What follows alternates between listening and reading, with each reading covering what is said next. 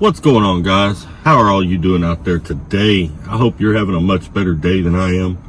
I hope you're having a much better week than I am. Hell, I hope you're having a much better couple of months than I am. This video is not going to be anything but me crying. That's all it's going to be. It's going to be me ranting and crying and venting. Just venting. I'm not married, so this is where I come do it at. I do it right here. And I talk to y'all. I talk to people who understand what I'm going through, because many of y'all out there have been through similar situations. And not only that, but drivers that are thinking about getting into the industry, I want them to know what it's like. I want them to know what we go through out here. Don't think it's all gravy. Don't think it's all fun. Don't think it's all stacks of money, because situations like this happen. The situation that I'm about to share with y'all. But in order to share the situation, I'm gonna have to back it all up to before Thanksgiving. Now, I ran for about a month, which is normally what I run. I run about a month and then I take a week off. That's normally what I do. But I ended up picking up a older trailer over in South Carolina, and the wheel bearings had gone out on one of the wheels, and that set of duals was coming off of the axle. Now, I ended up getting stopped and catching it before it came off the axle, but it turned into a big ordeal. I spent 11 days broke down in North Carolina. 11 days. Now, mind you, at the time, I was working my way back to Dallas to take time off, because I hadn't taken off in a month. And I spent a couple nights in a hotel there in North Carolina on my dime. It was my thing, because I could have stayed in the truck, but I didn't. But 11 days I hung out there in North Carolina. As y'all know, even if you're getting paid breakdown pay, it's not going to equal what you normally make. And myself, I got 320, it's roughly 325 or 327. I think it's 325 a week in child support, plus my 401k and all that. By the time all that stuff comes out, man, I don't make a check. When stuff like that happens, I don't make any money. And as y'all know, your bills don't care if you made money this week or not. Your bills do not care. Your phone bill doesn't care. Holidays, your kids wanting gifts, they don't care. They don't care what you're going through. Nobody cares. And it's just part of life, right? It's part of being adult, or adulting, as I call it. Nobody really gives a shit. And as a man, as a grown man, it's just what you deal with, right? And you just lay in bed at night and rant to the ceiling about it, because no one really cares to hear it either, right? Other than y'all. Y'all get a little bit of a kick of watching old Snapper here on YouTube lose his freaking mind.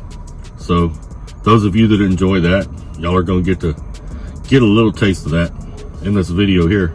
So I ended up sitting there 11 days, working my way back to the yard and taking a week off. Well, I really didn't take a week off. I took Thanksgiving Day off, and then I took Saturday and Sunday of that week off. So I took 3 days of the 7 days that I took off, and I worked the rest of the days. And I really wouldn't call it hard work. I just went up there and I did some by the hour stuff at our yard, inspected trucks, test drive trucks, things like that. Make sure they were clean and ready to go. These are trucks that are going out for orientation or whatever, right? I did that. Which, by the way, doesn't pay all that much. I think I make $15 an hour whenever I do that. Something like that, 15 and a half an hour. It's not very much. It's so little that you won't even hardly notice it on your check. Because I worked all them days. I couldn't hardly tell that I did it. It made me kind of not want to do it anymore, to be honest with you. But it was better than a zero check. I will say that. It was better than a zero check. But definitely not livable, not nothing you're going to live on. But there was some good that came out of that, because while I was on the yard helping them, they had a newer truck come open or whatever, and I got to move into it. So I moved into a 2021 Peterbilt. I call it a new truck, but it's not brand new. It's got 269,000 miles on it. But here where I work, that's a pretty new truck. That's pretty fairly new, and it's in pretty good shape. So that's the beginning. Okay, 11 days down, and then I took a week off. I come back out to go back to work. I run a couple loads, which go okay. I end up in New York picking up a salt load. All right. Headed back to Grapevine, Texas. And on my way back, the truck broke down. So I spent 2 days in Kentucky, broke down.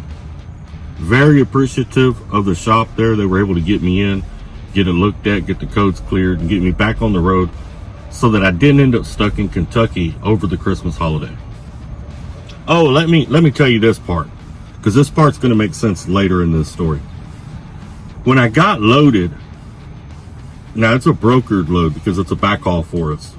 So the broker gave me a load number, a pickup number for the shipper. And when I went in there and gave them that pickup number, they did not have the product for that load. But they had another load coming to the same place that they did have the product for. That's the same broker. So I called the broker and I let them know, hey, the load you sent me in here for, they don't have the product for it. They do have the product for this other load, and it is one of y'all's. They say, okay, that's fine.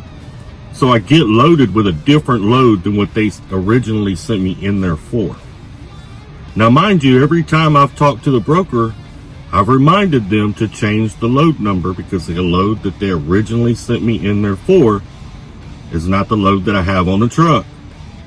And for some reason, and I'm not going to give the broker's name and all that, but for some reason, this broker has yet to do that. And every time I talk to them, they still think that I have the load that they originally sent me in there for. Now, mind you, today I've been on this load 7 days. And I've talked to this broker umpteen times. And every single time I talk to them, I ask them. Okay, so keep that in mind, because that's going to make sense as I get later in this story. I spent 2 days broke down in Kentucky. They get me up, they get me back running. I get down here on the 23rd, the evening of the 23rd. I get here to Grapevine. I come over here and park where I'm delivering at the customer. This is where I'm parked at. I'm parked in a little industrial park. There's not a lot of truck parking up here. Those of y'all that have delivered in the area know there's just not a lot of truck parking in this part of the DFW area. Now, you could drive across town. You can go get parking somewhere else, but then you got to deal with the traffic getting back. It's just easier. Come down, park in the industrial park. Just makes it simple. And that's generally what I do. Plus, it saves on my hours. Don't know why I'm saving hours. Don't need them. We're going to get into that here in a minute, but I do. I save hours. I sat here the 23rd, the 24th, the 25th. Now, today is the 26th. I get up bright and early this morning, happy. And this is a little customer, so I'm thinking maybe they'll work me in. I go inside to see if maybe they'll work me in. They won't even talk. They're rude, to be honest with you. They're absolutely rude at this place. And I'm not going to give their name either because that just wouldn't be right. But they're very rude. And they basically ran me up out of there. They had me so frustrated. I was ready. If it was my load, if I was an owner operator, I would probably eat the insurance claim and leave. That's how bad they talked to me in there. But it's okay. It is what it is. That's just part of trucking. You got to have thick skin sometimes.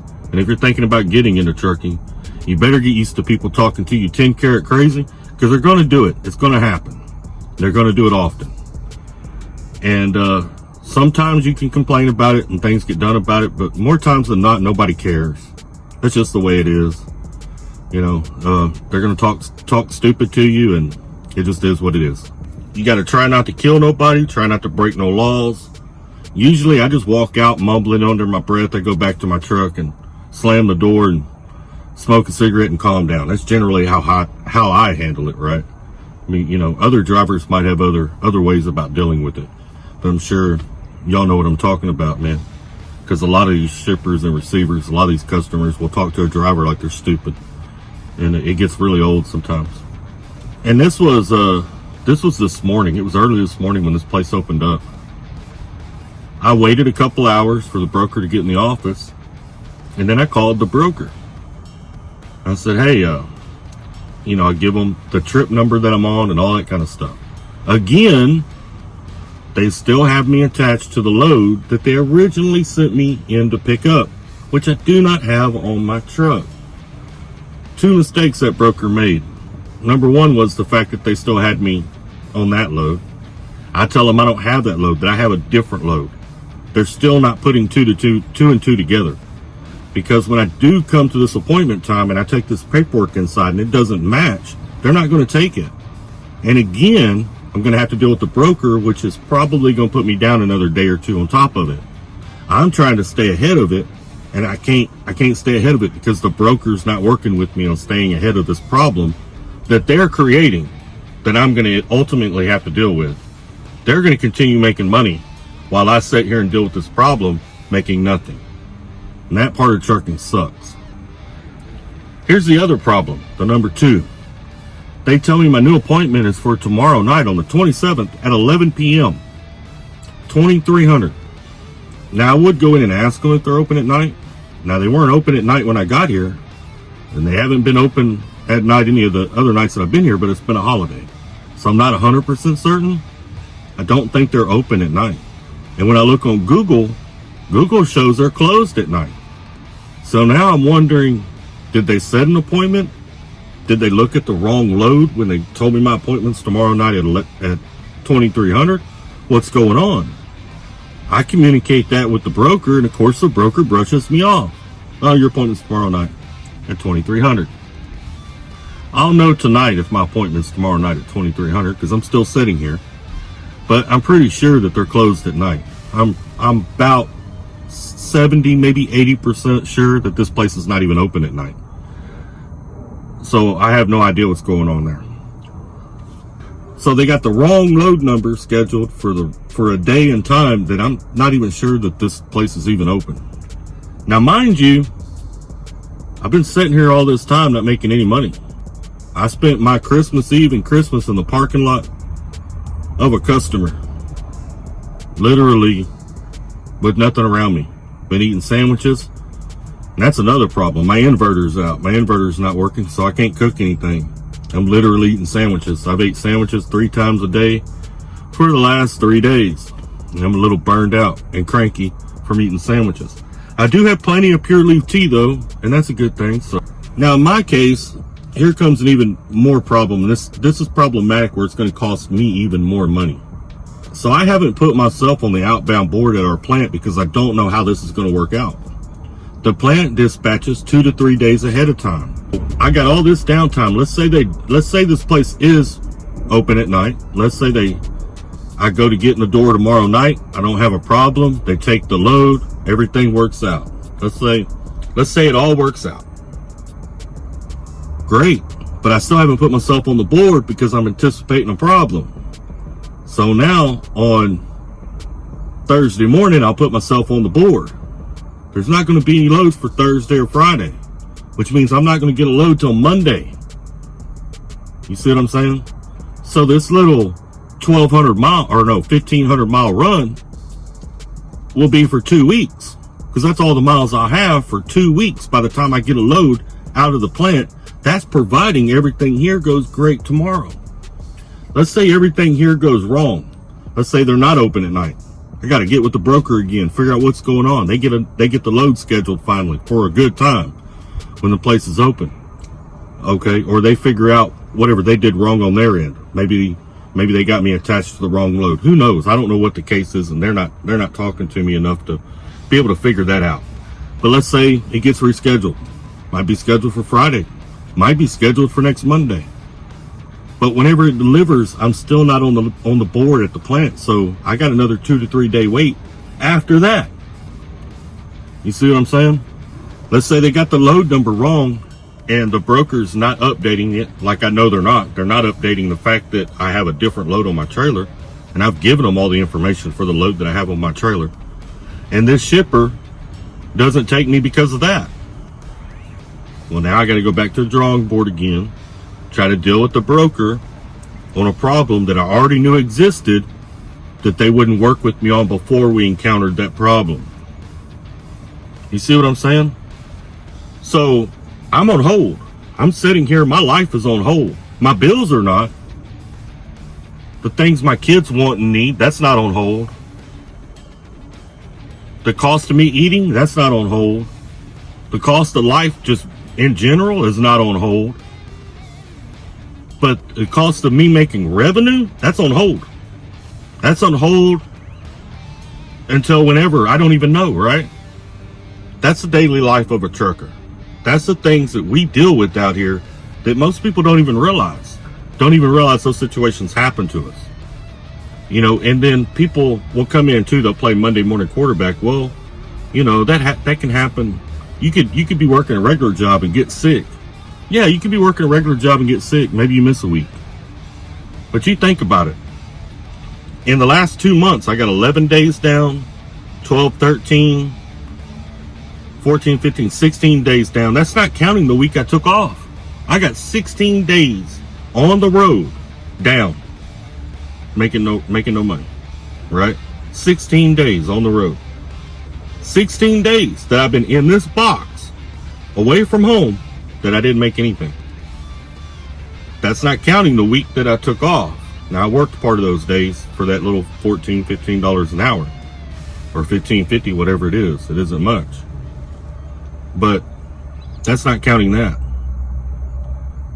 So if you're thinking about getting into trucking and you're thinking it's all going to be gravy and everything's just going to flow and be perfect, or if you're new to trucking and you've already encountered stuff like this and you're thinking about changing companies, let me help you out. Changing companies is not going to fix it.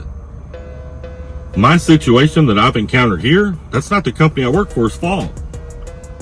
It's just the way it goes sometimes. It's just what happens. Sometimes things get all jacked up. You ever heard of a soup sandwich? It's jacked up like a soup sandwich. And that's the case. That's the situation. That's what's going on. You're going to be frustrated. You're going to be pissed off. You're going to be mad at the world. You're going to want to quit. I'm telling you. You're going to be depressed. You have to deal with all of those things emotionally and mentally. And if you have a family at home, you're going to have to try to deal with it without taking it out on them on the phone. There's nobody out here to vent to. You know, so you're going to have to deal with those things and just deal with it the best you can. It's all part of adulting. It's all part of trucking. And if you can't deal with it, or it's just too much for you, then trucking's not going to be for you. But you need to know these things ahead of time. That's a real life scenario. That's what I've been going through the last couple of weeks. So that's straight up. If you are a truck driver and you know what I'm going through, drop down in the comments and just tell me it'll be all right. Make your boy feel good. Just tell me it'll be all right. In a couple of weeks, you'll be through all this. You'll be up and rolling. You won't even remember this issue. I'd appreciate it anyway. Even if you're lying to me, at least make me feel good. I'd like to feel good anyway. You know, and if you are currently in trucking and you've encountered stuff like this, drop your story down in the comments below. That way some of these other drivers that are new or coming into the industry, you know, they can see that kind of stuff so they can be prepared for it. When it happens to them, they'll know, hey, this is just trucking. That's just the way it goes, man. It's just trucking. And to be honest with you, I'm probably a lot more frustrated than what's being conveyed in this video. But y'all know the routine. Y'all know how it goes. You sit here, you look at other companies on your phone, and you think about how I'm turning this truck in and I'm going to get the hell out of here. Can't do this crap no more. But it doesn't change anything. It's not going to change anything at any point in time. It's going to be the same BS. Just a different name on the door. Y'all take care. Stay safe. Keep me in your prayers. And let's keep trucking. Please call the medic. This beat came to me on a stretcher. In the lab, I step to the mic and feel like I'm Dexter. I'm a man, dark world, but I'm still shining like treasure. Yeah, I got joy like ha ha ha. Wait, and I can't wear smiles. That's fake. Then I'm between love and strong. Hate clock says no time for mistakes. Ring the alarm. Sirens go off, but I'm calm. My life resides in his palm. Submit to my pops. Respect for my mom. Honor them both, so my life will be long. Third time, hit the charm of the third strike. Had to.